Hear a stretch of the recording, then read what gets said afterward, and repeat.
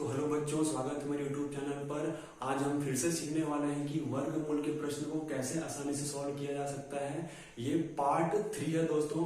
Part 1 और part 2 already मैंने डाल दिया है डिस्क्रिप्शन के लिंक पर, आप जाके वहां से देख सकते हैं।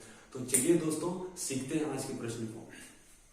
तो दोस्तों, सबसे पहला हमारा प्रश्न ये है और हमें 3-4 ऑप्शन दिया हुआ है, A, B, C और D। ये चारों में हमें एक क्या करना है, टिक करना है। तो यहाँ पर सबसे शॉर्ट ट्रिक हमारा ये है दोस्तों आज की वीडियो में कि यहाँ पर हमें क्या मिल रहा है, यहाँ पर हमें दशमलव में मिला। देखो सब दशमलव में, हम इतनी बड़ी संख्या, बच्चे देखते ही क्या हो जाते हैं, डर जाते हैं, इतनी बड़ी संख्या को कैसे सॉल्व करेंगे। लेकिन एकदम शॉर्ट ट्रिक में बताने वाला हूँ दोस्तों, एकदम शॉर्ट ट्रिक में सीखते हैं। सबसे पहला काम आपको ये करना है कि यहाँ पर क्या है, दशमलव का स्थान समान करना होगा। जैसे अंश में दशमलव के स्थान को समान करेंगे और हर में दशमलव के स्थान को समान करेंगे। कैसे करेंगे बेटा, देखो अंश अंश है ना। अब अंश कौन सा है, ये अंश है ऊपर वाला और नीचे वाला हर है ना। तो अंश में क्या है, दशमलव के बाद कितनी संख्या है, 1 2 3। तो मैं लिख दिया 3। उसके बाद क्या है, दशमलव के बाद 1 2 3, फिर मैं लिख दिया 3। उसके बाद दशमलव के बाद फिर 3 संख्या, 1 2 3, फिर मैं लिख दिया 3। उसके बाद दशमलव के बाद 1 2 संख्या है। तो ये सबको क्या कर देना, आपको जोड़ देना है। ध्यान रखना ट्रिक, यहाँ पे क्या कर देना है, सबको जोड़ देना है। मैंने सबको जोड़ दिया और जोड़ने के बाद मुझे क्या प्राप्त हुआ, 3 और 3 6, 6 3 9, 9 और 2 11, 9 और 2 11। ये हो गया 11 हमारा। ये हो गया अंश के ऊपर। अब नीचे आते हैं हर के ऊपर, ये वाला निकालेंगे है ना। तो यहाँ पे मैं लिख देता हूं हर। अब देखो यहाँ पर दशमलव के बाद कितनी संख्या है, 1 2 3, फिर मैं लिखता हूँ 3। फिर क्या है, दशमलव के बाद 1 2 3 4, यहाँ पर 4 है। यहाँ पर फिर दशमलव के बाद कितनी संख्या है, 1 2 3 4, फिर 4 संख्या है। तो फिर इसको क्या करेंगे, प्लस कर देंगे। उसके बाद 4 और 4 क्या हो जाएगा, 8 और 8 और 3 क्या हो जाएगा, 11। यहाँ पर ये हो जाएगा 11। तो यहाँ पर हमने ये देखा दोस्तों कि अंश में जो दशमलव का स्थान है, अंश में टोटल दशमलव का स्थान 11 है और नीचे हर में भी टोटल दशमलव का स्थान क्या है, 11 है। तो ये एक दूसरे को क्या कर देते हैं, काट देते हैं। इसलिए जैसे हम यहाँ से काटते हैं तो दशमलव हमारा ऑटोमेटिक हट जाता है। क्यों, क्योंकि दशमलव के स्थान क्या थे, बराबर थे। इसलिए क्या हो गया, वो एक दूसरे को कैंसिल कर दिए। फिर दशमलव हमें नहीं लिखना पड़ेगा, दशमलव वाला कैंसिल हो गया हमारा। अब क्या करेंगे, एकदम नॉर्मली फॉर्म में लिखेंगे दोस्तों इसको। देखो यहाँ पे 0 तो लिखना ही नहीं है क्योंकि हमारा दशमलव हट गया है। हमें क्या लिखना है, किधर संख्या लिखना है।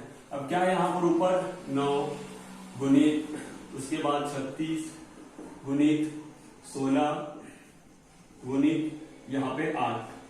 अब फिर क्या है, हर में क्या है बेटा, यहाँ पर हर में 2 गुणित 8 गुणित 2, ये मिल गया हमको। अब इसके बराबर फिर क्या चलते हैं, फिर से देखते हैं इसको हल करके क्या होता है ये।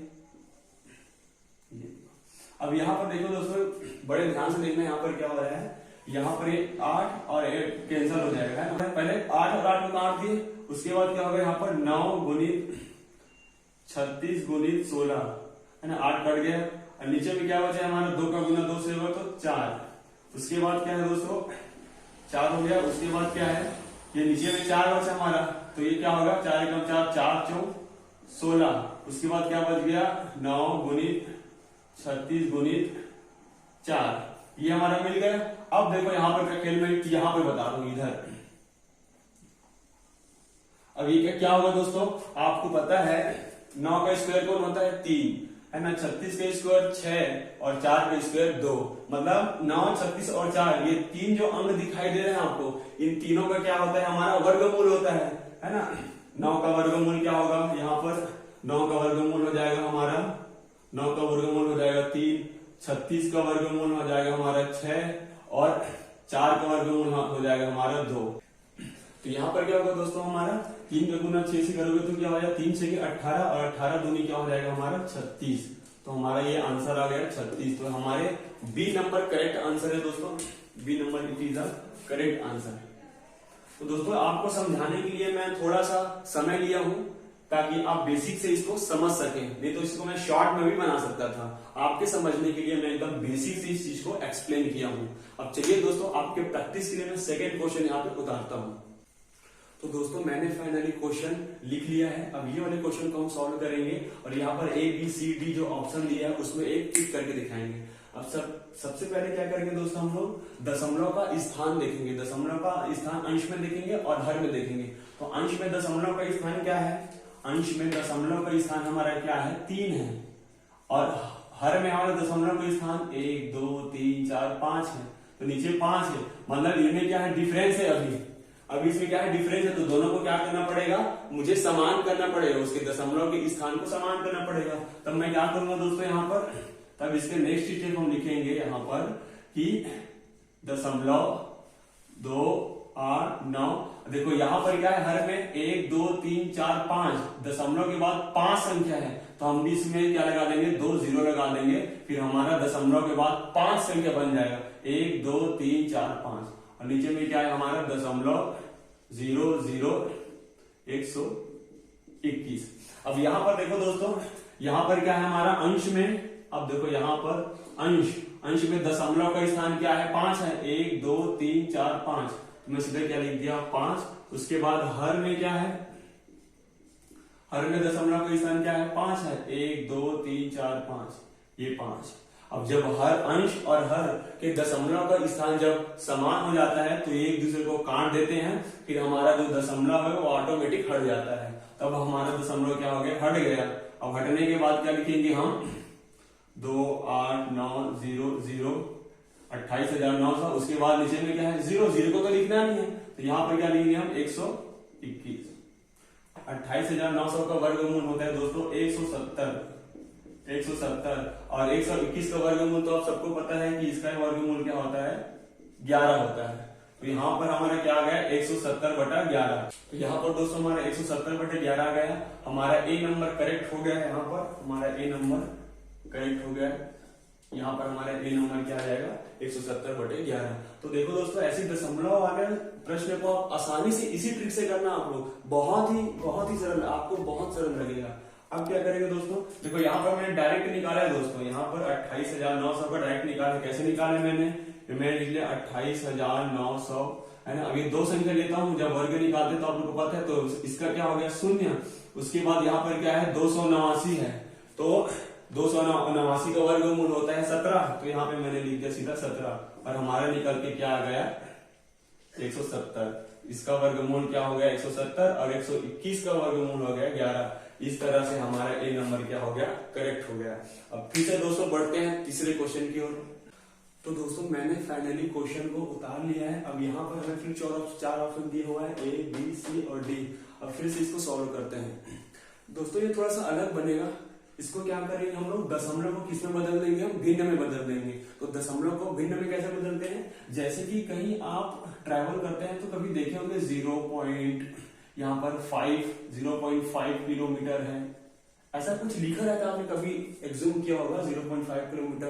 तो इसको हमें कुछ बच्चे कंफ्यूज हो जाते हैं कि सर दशमलव में तो किलोमीटर समझ में नहीं आ रहे, तो क्या करते हैं, इसको हम लोग भिन्न में बदल देते हैं। भिन्न में कैसे बदलेंगे बेटा, दशमलव के बाद क्या है कि 5 है, तो मैंने लिख दिया 5। उसके बाद दशमलव के बाद केवल एक संख्या है, तो 1 0 लगाना है। 1 0 लगा के क्या लिख देना है, 1 लिख देना है यहाँ पर। तो यहाँ पर एक कट जाएगा, 5 एकम 5, 5 दूनी 10, बराबर आ जाएगा 1/2। तो यहाँ पर हमारा क्या आ गया, 1/2। तो 0.5 किलोमीटर कहने का मतलब है कि हमारा आधा किलोमीटर है वो। वैसे हम क्या करेंगे, यहाँ पर इस दशमलव को किस में बदलेंगे, भिन्न में बदलेंगे। तो चलिए दोस्तों बदलते हैं। यहाँ पर क्या होगा, स्टेप बाय स्टेप समझते हैं। यहाँ पर सबसे पहला यहाँ पर एक अंडर रूट, उसके बाद यहाँ पर देखो दशमलव है, दशमलव के बाद क्या है, 1 और ये 2 दशमलव के 2 स्थान है, दशमलव के बाद 1 और ये 2। तो यहाँ पर मैं सबसे पहले क्या लिखूंगा, 1 ऊपर में, और नीचे में क्या है, दशमलव के बाद 2 संख्या है, 1 और ये 2। तो मैं 2 0 लगाऊंगा, 1 और ये 2। तो यहाँ पर मैं लिख दूंगा 1। उसके बाद फिर इसको इसी करते हैं, इसी प्रकार यहाँ पर ये हो जाएगा। अब यहाँ पर देखो ऊपर में क्या लिखा है दोस्तों, यहाँ पर लिखा है 64, यहाँ पर 64 लिखा हुआ है ना। तो 64 लिखा हुआ है तो दशमलव के बाद कितनी संख्या है, 1 2 3 4, तो 4 शून्य लगाएंगे, 1 2 3 4 और क्या लगा देंगे 1, ये लग गया। अब आगे का काम क्या है दोस्तों, उसके बाद इसके आगे का काम ये है, यहां पर देखो ये क्या हो जाएगा 1/100, उसके बाद हो गया प्लस। अब यहां पर क्या है 64 का वर्गमूल क्या है, 64 का वर्गमूल हर कोई जानता है 8। उसके बाद यहाँ पर 10,000 है तो 10,000 का वर्गमूल क्या होता है 100, 10,000 का वर्गमूल हो गया 100, इसलिए अंडर रूट क्या हो जाता है हट जाता है। अब यहाँ पर क्या हो गया आगे, यहाँ पर ध्यान देखना दोस्तों, यहाँ पर जो हर में जो संख्या है, हर हमारे क्या है समान है, हर क्या, तो यहाँ पर क्या दोस्तों हमारा हर क्या है समान है, तो हर जब समान होता है तो हम लिखते हैं उसको कैसे लिखेंगे, यहाँ पर 1 + 8, क्या लिखूंगा मैं 1 + 8, और बटे में दोनों समान होने के कारण मैं केवल एक ही लिखूंगा, तो यहाँ पर मैं क्या लिख देता हूँ 100। उसके बाद आगे क्या है इसका, आगे क्या है दोस्तों, इसके बाद क्या है देखो यहाँ पर है ना 8 और 1 क्या हो जाएगा 9, तो 9 बटे में क्या हो जाएगा 9 बटा हो जाएगा ये 100। उसके बाद आप लोग को पता है 9 का वर्गमूल होता है 3 और 100 का वर्गमूल होता है 10। तो यहाँ पर क्या करोगे, ये 3 है तो 3 हमारा क्या है, 3 हमारा भाज्य है और 10 हमारा भाजक है, तो जब आप भाग दोगे तब आपको क्या मिलेगा, आपको दशमलव में मिलेगा। यहाँ पर दशमलव जैसे भी लिख सकते हो दशमलव, उसके बाद 0 भी लगा सकते हो नहीं भी लगा सकते हो। उसके बाद ये क्या हो जाएगा, आप इसमें 0 लगेगा तो 10 × 30, तो सीधा बच जाएगा हमारे पास 3। तो ये हमारा क्या हो गया, यहाँ पर ये आंसर हो गया, हमारा ए नंबर क्या है इसका आंसर है, इसका ए नंबर हमारा हो जाएगा आंसर ये इस प्रकार का। तो हाँ बच्चों, हमने फाइनली लास्ट क्वेश्चन लिख लिया है। यहाँ पर हमारा 4 ऑप्शन दिया है A B C D, और ये फिर से हमारे ये दशमलव का वर्गमूल निकालना है। तो फिर से जो पहले वाला जो बताया था क्वेश्चन सेम ऐसे बनेगा दोस्तों। यहाँ पर सबसे पहले हम क्या देखते हैं, सबसे पहले हम ये देखेंगे दशमलव के स्थान को क्या करते हैं, बराबर करते हैं, इक्वल करते हैं। तो इसमें भी दशमलव के स्थान को बराबर करते हैं हम। क्या है बेटा अंश में क्या है इसके, सबसे पहले मैं लिख लेता हूँ अंश। अंश में दशमलव का स्थान क्या है, दशमलव के बाद 1 है 1, उसके बाद दशमलव के बाद 1 2 3 4 है तो 4, फिर दशमलव के बाद 1 है तो यहाँ पर 1। अब क्या करना है, इस तीनों को जोड़ देना है। यहाँ पर जोड़ेंगे तो 4 और 1 5, 5 और 1 6।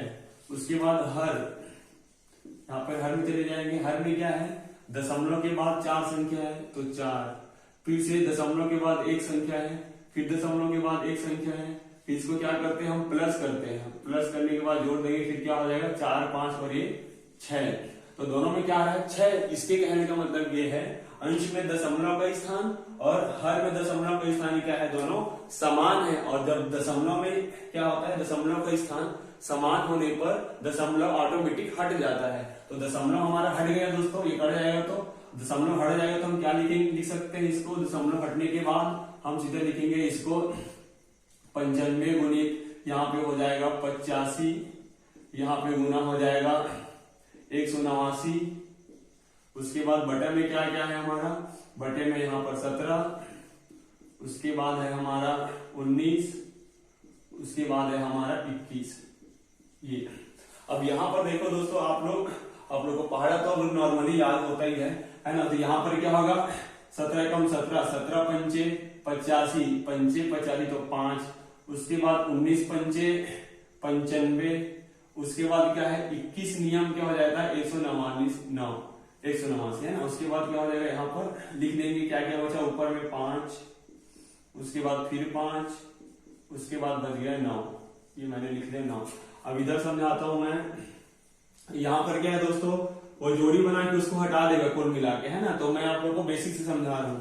ये 5 और 5 है तो मैं क्या लिख देता हूँ उसको 5 का स्क्वायर गुणित ये 9 है तो इसको मैं क्या लिख देता हूँ 3 का स्क्वायर। अब यहाँ पर क्या होगा, दोनों में स्क्वायर है तो ये अंडर रूट को हटा देगा, करनी को हटा देगा, तो क्या बच जाएगा 5 गुणित 3, फिर क्या हो जाएगा 5 तिया 15, ये हो गया 5 तिया 15। That is the answer. तो हमारा सी नंबर क्या हो गया, इसका परफेक्ट आंसर हो गया, सी नंबर हमारा हो गया आंसर। तो आई होप दोस्तों कि आपको ये मेथड अच्छा लगा होगा। यदि अच्छा लगा दोस्तों तो वीडियो को लाइक करो, चैनल को सब्सक्राइब करो। यदि हम नेक्स्ट क्वेश्चन पर अपना ध्यान रखें। Good bye.